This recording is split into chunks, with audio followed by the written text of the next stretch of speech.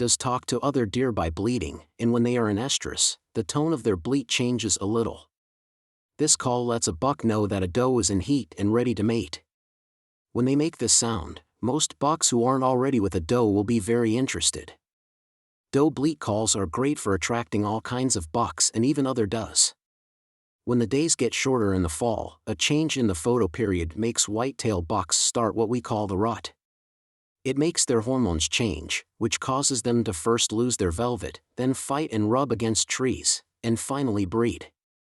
Bucks may be most receptive to deer calls in the weeks before the peak of the rut. They are on their feet all night and even during the day looking for does and challenging other bucks to fights over territory. When they are full of testosterone, they are often quick to answer a challenge call or a call from a lonely doe. There are a lot of different sounds that a white-tailed deer can make. As a hunter, calling in a deer is one of the most exciting things you can do. It means you are in the right place and can talk directly with whitetail. So, how many calls do deer make when they are mating? Fawns bleat when they are in danger, can't find their mother, are hungry, or just want to be comforted by her. As they get older, they will still call in that way, but not as often or with as high a pitch.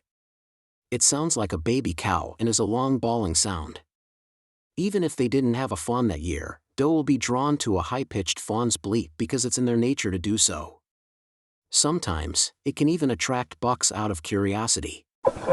Bucks use grunts to show a few different emotions, but most of them are calls to other bucks to challenge them or calls to does to get them to breed. For example, they use a long, low grunt to tell other bucks that they are stronger and will fight if they don't get their way. A buck will make a series of short, staccato grunts while chasing a doe that is in heat.